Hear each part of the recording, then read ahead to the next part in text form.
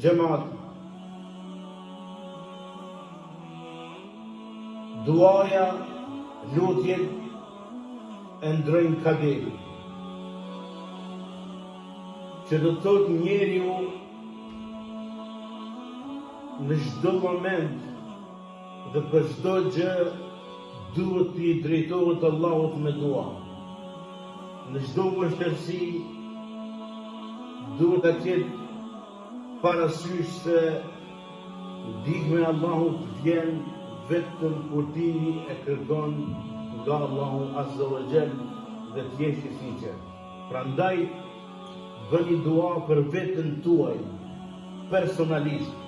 Filloj aty vetes tënde, pastaj vazhdon. E që Allahu Gjellëshanu në mësoj neve që të bëjmë dua për vetën tonë.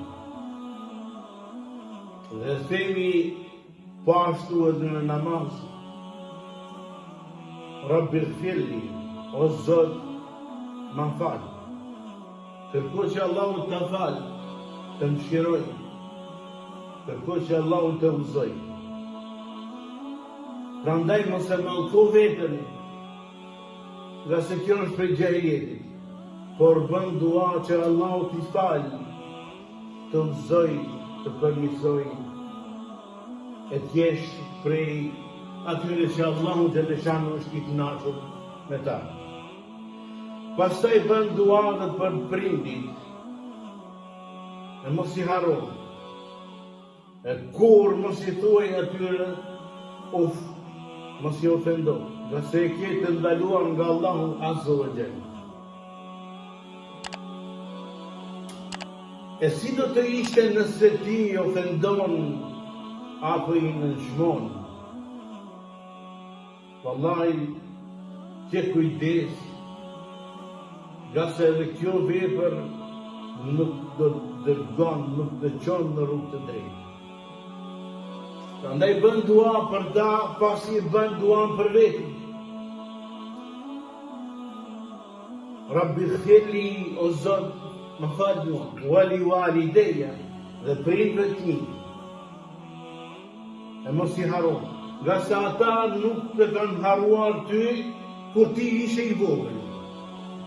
E Allahu të mësoj që të bën dua dhe për ata. E që tha Allahu Gjellëshanu, wa qur Rabbi irhamhuma kama rabbejani saghira. O Zot, më shiroj ata ashtu si që më edukuan mua kur ishe i vogël.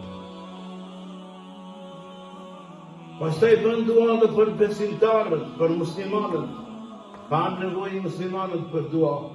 Ne kemi nevojë për njëri tjetrin. E mos thuaj hajse qysh dojnë t'ja bëjnë muslimanët. E ke për borxh, bën dua, ashtu si që bën për vete dhe për prindit tuaj, bën dua dhe për muslimanët.